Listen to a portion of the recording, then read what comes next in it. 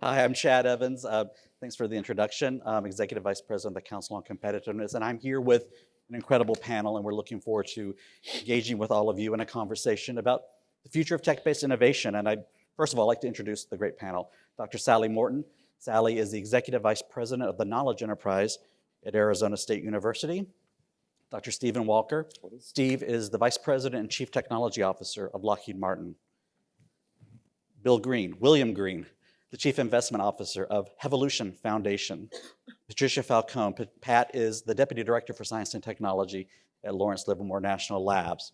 And we're here today, and I'm really excited to kick off a conversation with all of you because we're going to be focusing on the future of tech-based innovation and the impacts that innovation can have on the nation's long-term productivity or economic growth, but also other critical missions, sustainability, inclusive prosperity. And that's something we're all going to dive in together. Now, as Deborah Wentz-Smith, our CEO, mentioned in her opening remarks, Sally, Steve, and Pat co-chair something we call the Technology Leadership and Strategy Initiative, TLSI. That's one of the flagship initiatives at the council. It actually was founded in 2009, and it brings together nearly 60 CTOs, so heads of research, science, and innovation across industry, academia, and national labs. And under the leadership of the three here up on stage, TLSI has embarked this past year on a new effort, and we will be releasing next year, so you're going to get a little bit of a teaser today, a new call to action on technology and innovation for this nation. It will be a complementary piece of work to our major National Commission on Innovation and Competitiveness Frontiers, of which Sally and Pat happen to be national commissioners as well. Some of the key themes that we've been exploring in TLSI across dialogues this past year at Lockheed Martin's Advanced Technology Center in Palo Alto and at the Lawrence Livermore National Labs really focus around five, I'll call them needs. One, the need to develop a new, agile, and more adaptive industrial base for the 21st century, given the unprecedented speed and change of technology that we are all witnessing. Two, the need to optimize the growing reliance of our nation's defense base on new knowledge and new technology developed in the commercial sector and within our universities. A third need, we need to lower a whole range of barriers to the commercialization of cutting-edge technologies. The fourth need is we have to explore a new type of technology statecraft. We've heard a little bit about that this morning from various speakers. And the fifth big need, and we'll hope that my colleagues will dive into this, is really the necessity to create new models of collaboration and new models of investment to address a range of, yes, complex national challenges, but also global challenges. And so, Steve, I'm hoping I could maybe turn to you first and hope everyone might chime in. Steve, Deborah and I met with you, it's almost a year ago now, and in that first meeting where you signed on and in fact where you suggested changing the governance structure of TLSI, we brought on Sally and Pat as your co-chairs.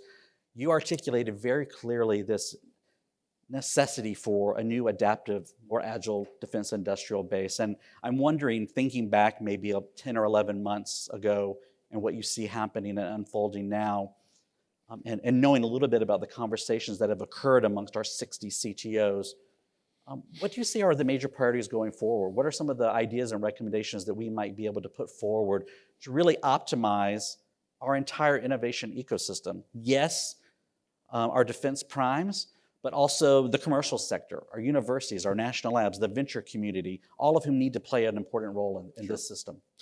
I want to thank Pat and Sally for joining me in chairing the TLSI. It's been a great partnership so far.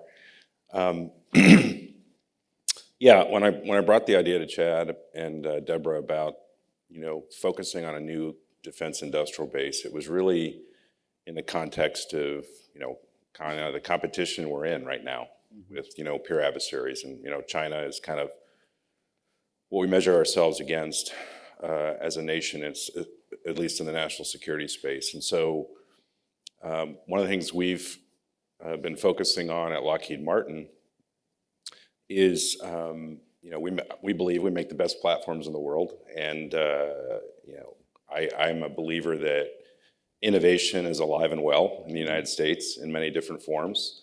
One of the issues is turning that innovation and that technology into capability, and so One of the things we've been exploring, and I loved what Ann said earlier about the future battlefield being one of connectivity.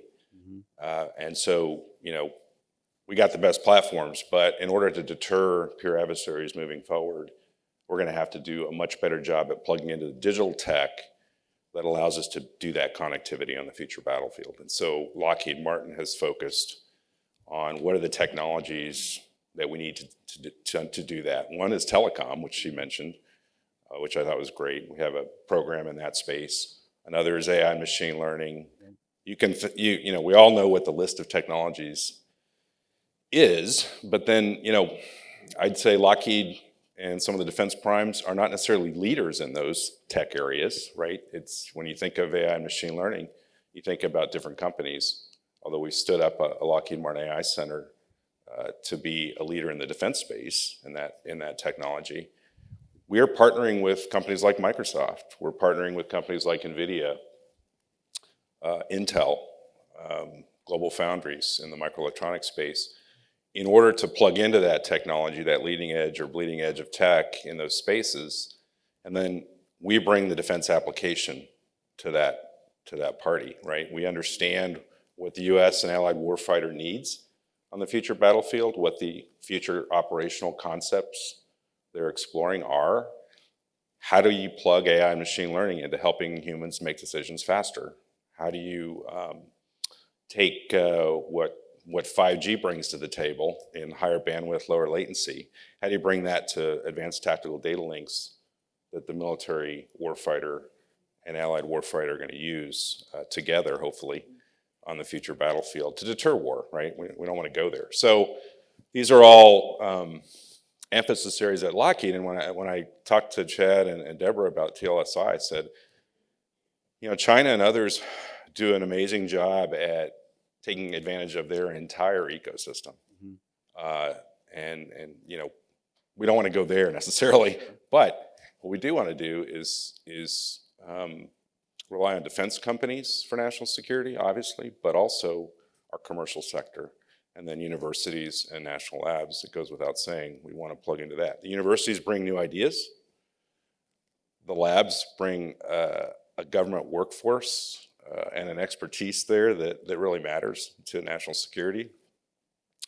The commercial sector, I believe, brings the bleeding edge of tech in digital areas that we really care about today.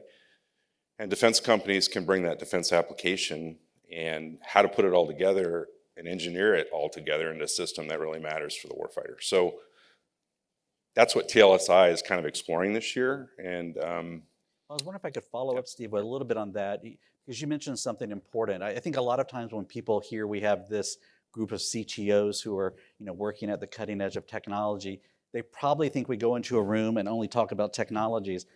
In fact, we don't really do that much. We don't spend our time really prioritizing the top 10 list. It's more about the strategic prioritization and application. I'm wondering if Pat and Sally and Steve and Bill, I'd love your input on this too, is given your background.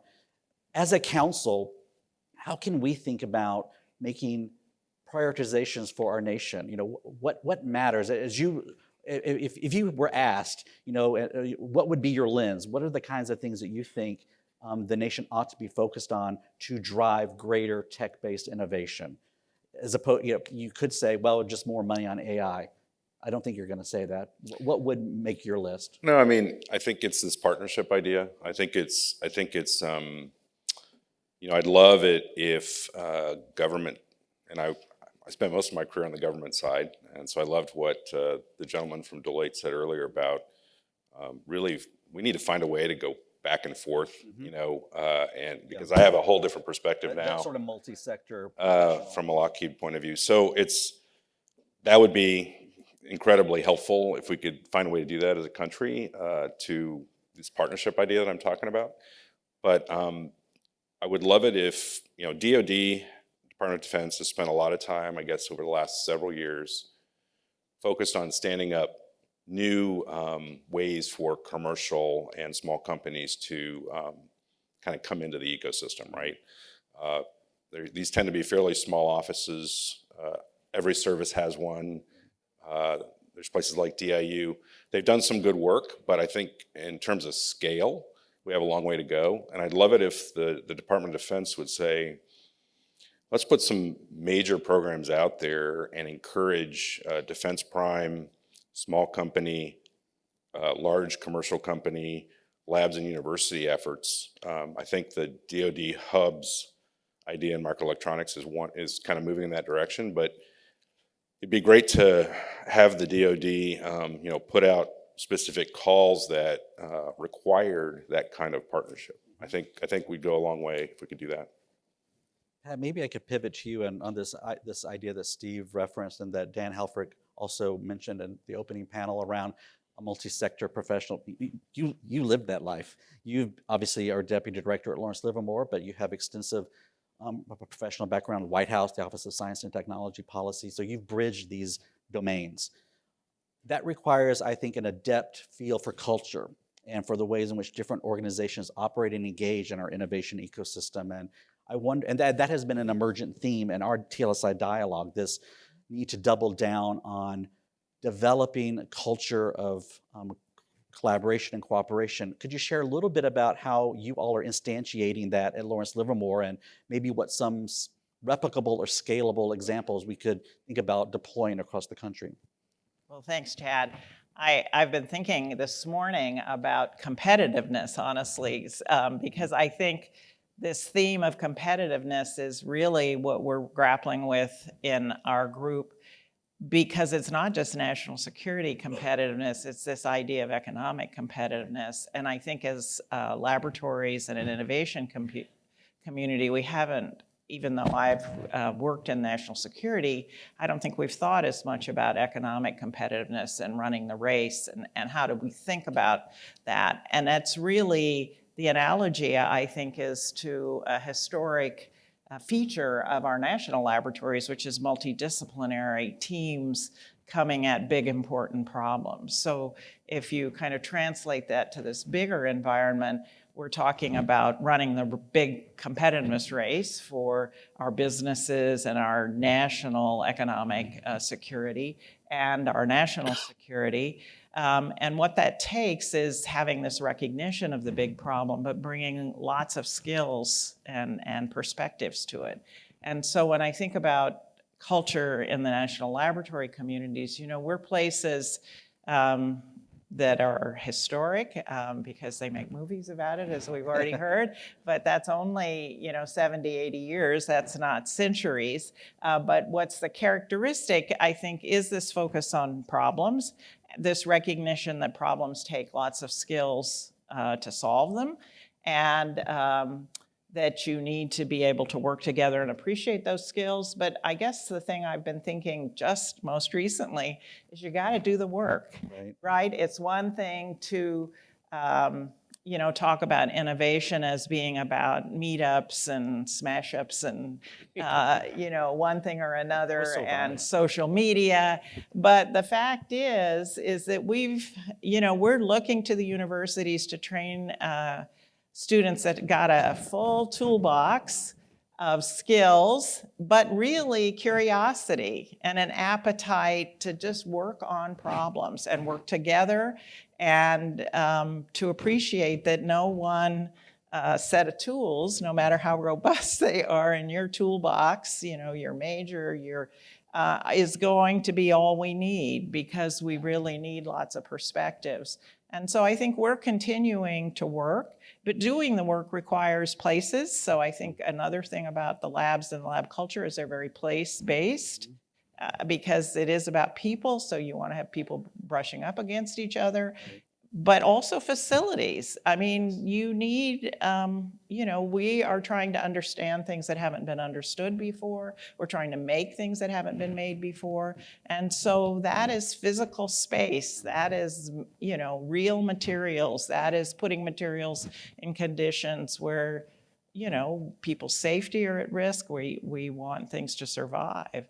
And I know we were all, when we came out to visit you at Livermore this fall with our group of CTOs, struck by NIF, the National Ignition Facility, this massive, nationally shared innovation infrastructure that probably could not be replicated elsewhere easily, even today.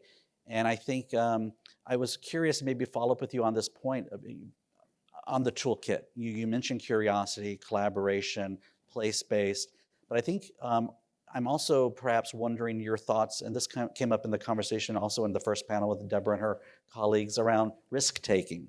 How do you all think about taking risk at the national labs?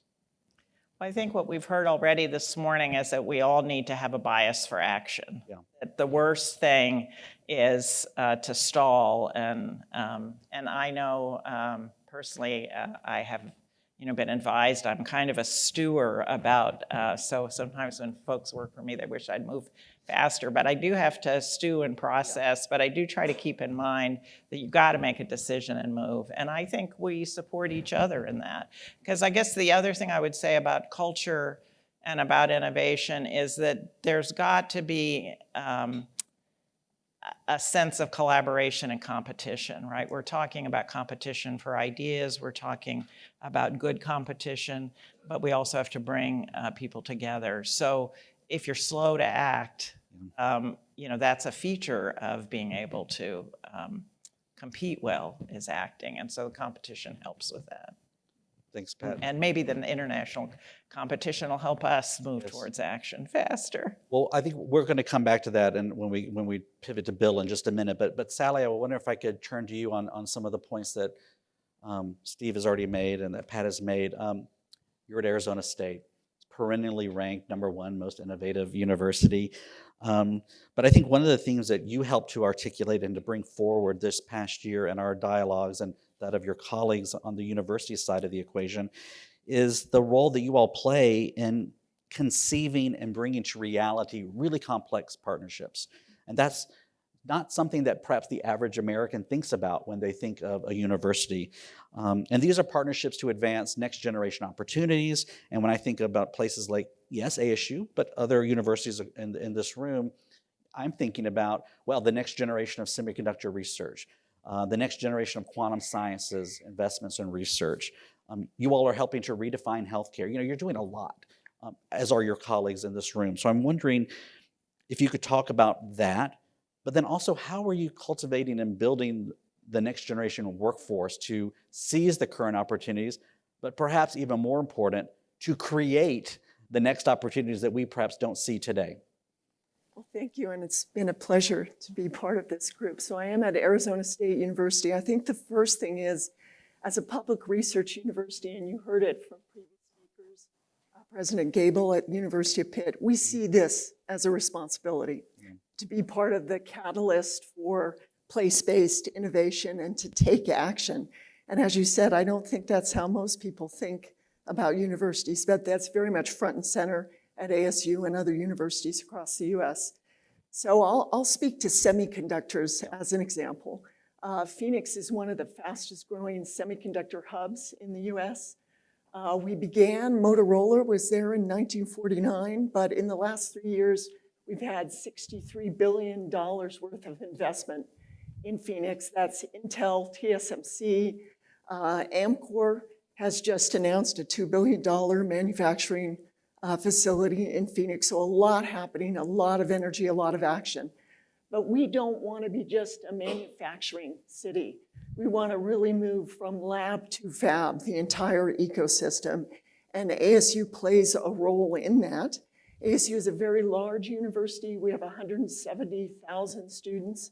We have the largest engineering college in the US with 32,000 students. It's a very large place. We really focus on access, speed, scale, and agile innovation. I've been at the university 3 years. We've not lost the #1 in innovation ranking. I was a little afraid, actually, that I would arrive and we would drop to second, but we're still there. We're really thinking again about that lab to fab, sustainable, inclusive, end-to-end semiconductor ecosystem within Phoenix. And we do focus on talent development. I always say we do a lot of research at the university, 800 million in research expenditures, but our single most important product is our students. So they are integrally involved in everything that we do. But just to give you one example, we've recently established a partnership with Applied Materials to create a materials to fab facility, which a $270 million partnership. They are contributing $200 million worth of tools to be in an open system where startups, because one of the biggest barriers for startups in microelectronics is access to these very expensive tools. This will be an open setting, a core facility at the university that really allows that interaction.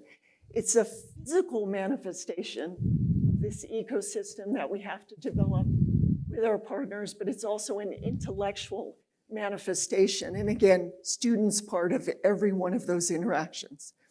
We've fortunately just been awarded one of the 8 microelectronics hubs. Ours has 70 partners. We're working with Sandia, the big partners like Intel and TSMC and so on, but 70 industry partners. And since we were awarded, 40 additional industry partners have asked to be part of our hub, which is exciting, a little frightening, but very exciting. Lockheed Martin's on that team. Yes, and wonderful. And many people in the room are on our team as well, and there's 7 other hubs who we are also working with. I think a place like ASU can really be a convener, as you said, for those complex partnerships. So we're really looking forward to that next stage. I think that we do need to speed up some of the practical issues, like how someone spoke about the partnerships, NDAs, agreements. We're still we're still not as quick as we would like to be, but very, very exciting.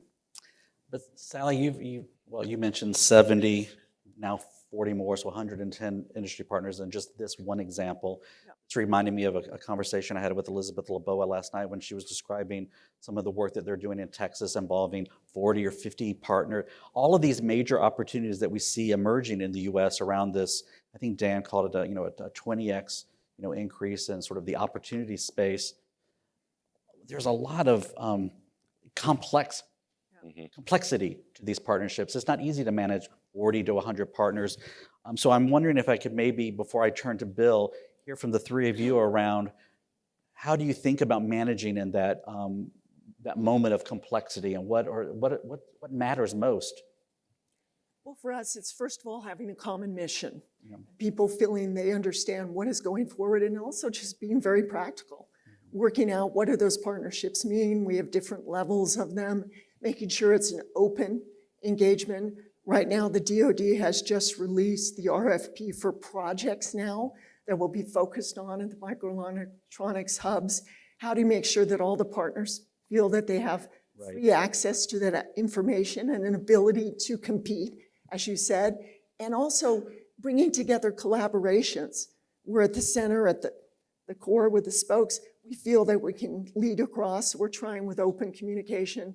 One of the things we did is actually before we were even awarded a hub, we had an open competition with seed grants funded actually by the university, as well as some of our partners put money in to create that collaboration. We hoped that would actually make us more competitive, and maybe in a way it worked. But that was a way to start those collaborations happening before we were even given the award.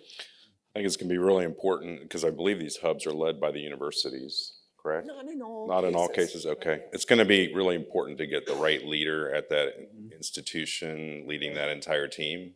So, it's Back to that point Dan Helfrich made of it, there's a professional you need who can bridge these sectors. And I don't think you could put just any faculty member in charge of that. I think it's going to have to be somebody with some program management experience and maybe tech transition experience, like we've talked about before on the TLSI.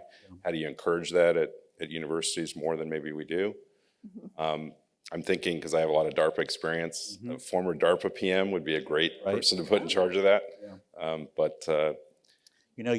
we should create a forum of DARPA alum and create that pool of talent. Pat, any thoughts from you? I would really endorse the point Sally made about communication and about collaborations. And I think the other point I would make is just really about enduring ideas. That is to say, folks don't just because suddenly the government made one decision, have an idea. The point is we have to have environments where people are nurtured in universities and in laboratories, and you develop ideas as a part of competing, and then you develop ideas further when you're working. And so it's, how do we get the whole system just to be pushing at all parts of the system, not that no work happens sort of until something, because it's really interesting, your process that the seed grants before, now in all those cases, you're really advancing the ideas. Bill, you've been really patient, so I appreciate that. But one of the reasons why I wanted to bring out this work on the domestic side is because, in addition to what Pat and Sally and Steve have talked about, our domestic challenges, we've also had quite a bit of robust conversation around the flip side, the global elements, and how do we create greater strategic technology and innovation partnerships. But coupled to that, new models of working together. What you bring to the table and what our former chair emeritus Mahmood Khan brings to the table is a new model, global in scope, but that's focused, and it's called Hevolution Foundation.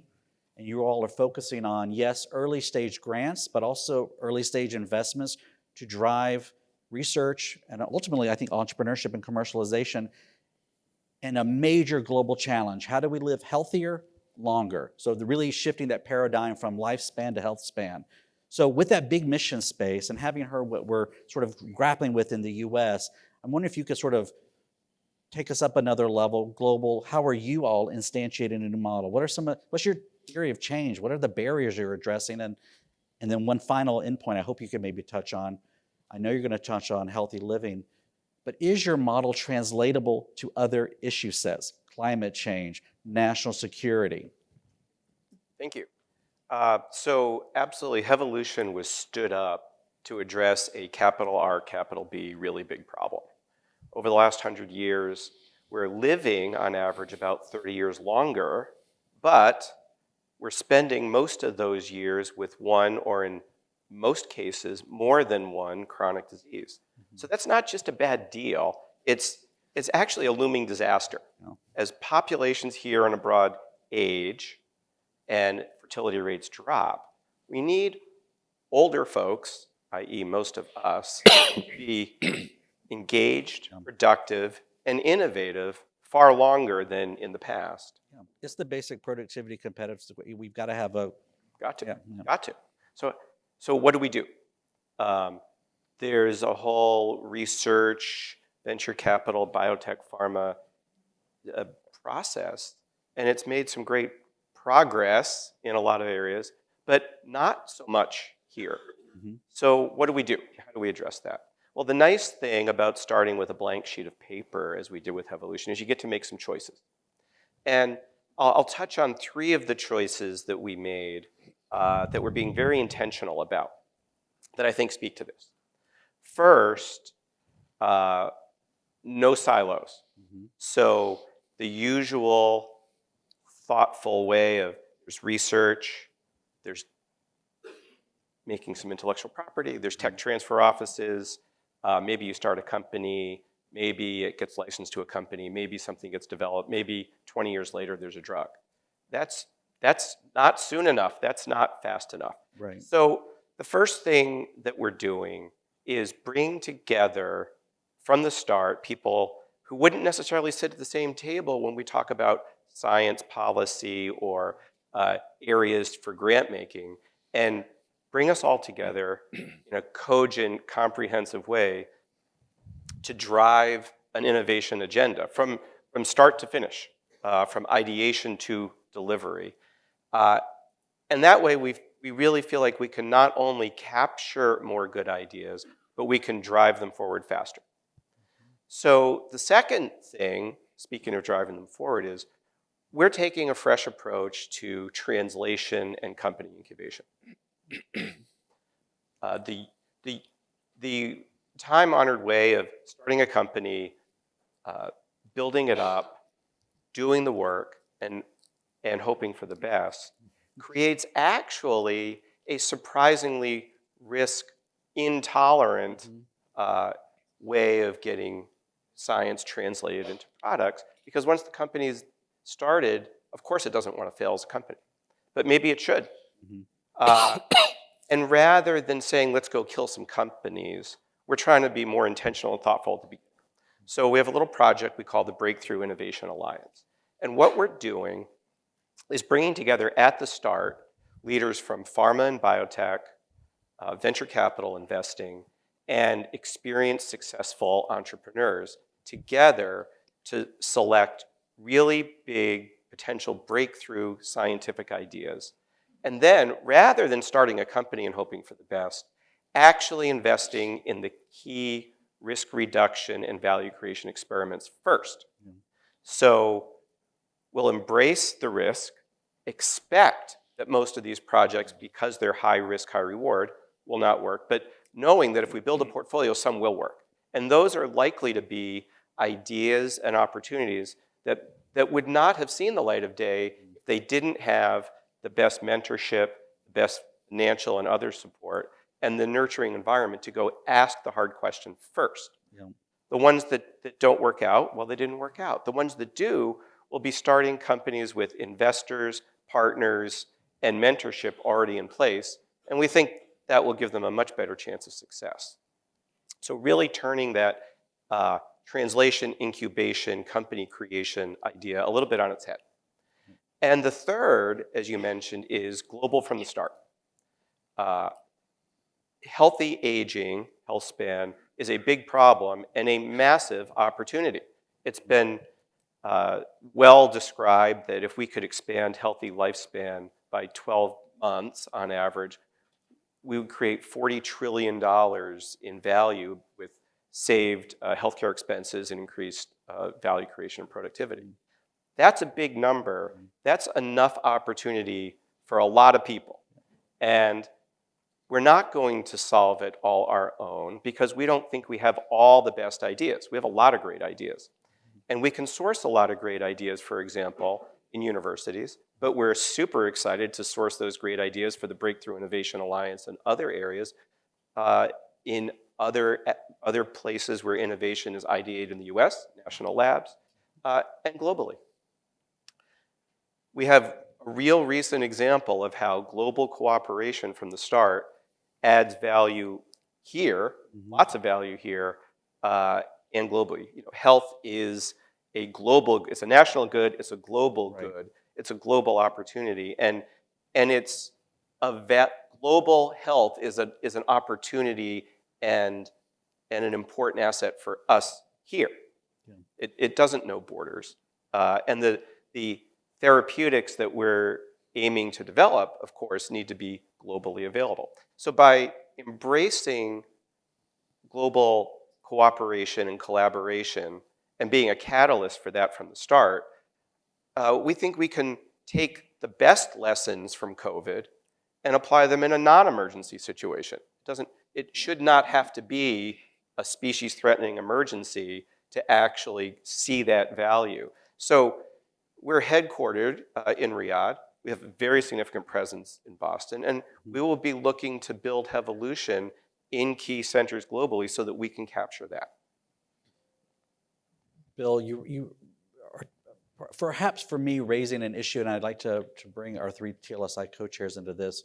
As you talk about sort of this opportunity space, seeding investment, people, researchers, really great minds around the world, it got me to think about a dialogue that the three of us participated in at Arizona State's DC office just a month or two ago on the future of work and workforce on Earth and in space, another area where there's a lot of tremendous opportunity. So I'm wondering if I could ask the four of you, whether it's on climate change or on the future of health or the future of space, aviation, any other topic, the future of advanced microelectronics, as we close out our panel in the next 5 minutes, what is your thought or a recommendation or an action this council ought to be advocating or taking in 2024 to ensure that this country remains the incubator or at least a partner in global efforts to create the best and brightest talent and to attract it? And what are you all doing to advance that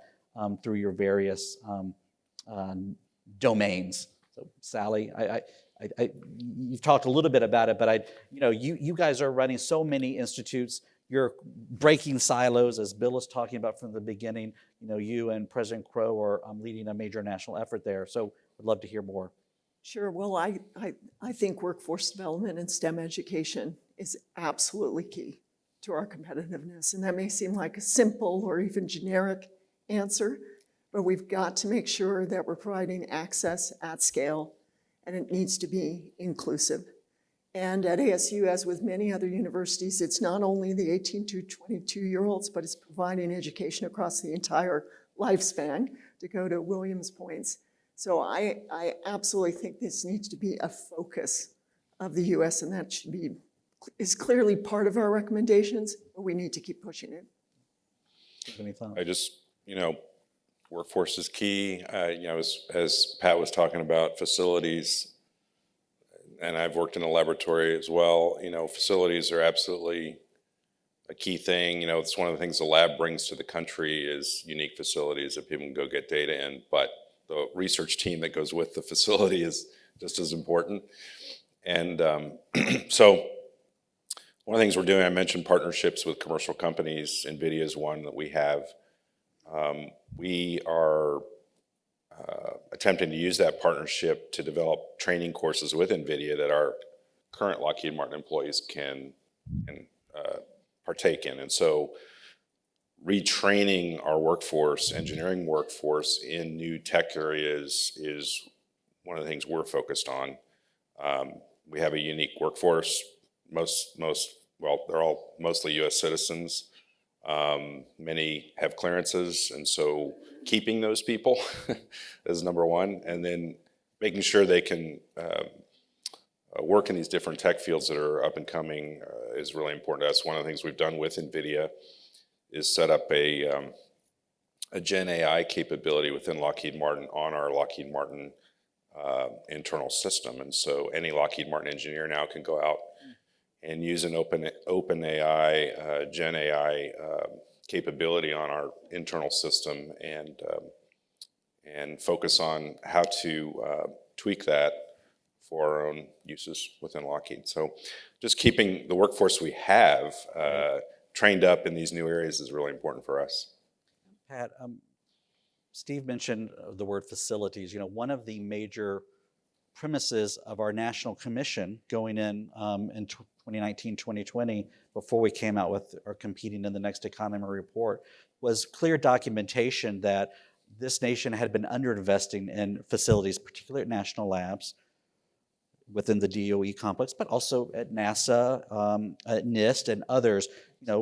Amazing facilities, but some that are 40 or 50 years old. As you think about, and perhaps we have an opportunity now, given some current legislation, to upgrade a lot of facilities in this country, which is great. What role does that play for you all in attracting the best and brightest? Because you're next door to Silicon Valley. You've got a lot of competition. How are you all not only attracting, but to Steve's point, retaining great talent? What's your magic? Well, I think the magic is working on real problems, doing real work, and succeeding, having persistence. Facilities are very important, and investments. I think, upping our investments in our every zip code, every citizen across the country needs mathematical fluency, literacy, how to think about these, and we do need to up the investments. Facilities are very important. I do want to slip in one thing. I want to endorse everything, but one thing we haven't really talked about that I think has to be on our agenda is data. Really, because data crosses a lot of policy areas, and we're doing it in weird ways, but it's essential to using generative AI, which Steve just mentions. It's essential for all of our students to be able to think about it. I mean, big data and small sets of data, but computational capabilities and facilities that deliver exquisite amounts of data, or, it's so hard to do an experiment. We only have one set of data or two sets of data. Thinking about how we manage data, and we have some real tensions about it. We have, the year of open access, that all data is public. We have a whole set of new companies whose company business proposition is gathering good data sets and curating them. So their science data. Why do they have to be open if that's part of their business proposition? We do not have policies that allow us to share data with our allied nations. And so I know this, I think for competitiveness, I just didn't want the morning to close without data and thinking about data as enabling for workforce, for facilities or handling what comes out of facilities, and for getting the productivity gains that we think AI is going to help with. I've got it noted for our next Okay. CTO dialogue that will be out at Arizona State on February 26th. But Bill, you get the last word. What thoughts, reactions, and again, I would love to hear about your thoughts around the translatability of the Hevolution model. Absolutely. So to tie it back to that and to think about what we can do. First of all, nothing that I've talked about is sector specific, Right. or species specific for that matter. The prescription that I would offer, and what I think if we could do this, it would really be a game changer across a whole bunch of areas, is create an environment for working that supports risk taking, supports failure, appropriate failure. We always say the best ideas came out of left field. We didn't think that was going to work. Those are always the best technologies, investments. Our lore of history is full of these legendary places where for some period of time, risk-taking and individual entrepreneurship within our work was supported and amazing things happened that became translatable across, right? So can we be intentional about creating a work environment that supports that and encourages it and rewards it? We're trying to do that at Hevolution, of course, but that I think can be completely translatable. Thank you, Bill, Pat, Steve, Sally. Really appreciated the conversation. Everyone, please give them a big round of applause.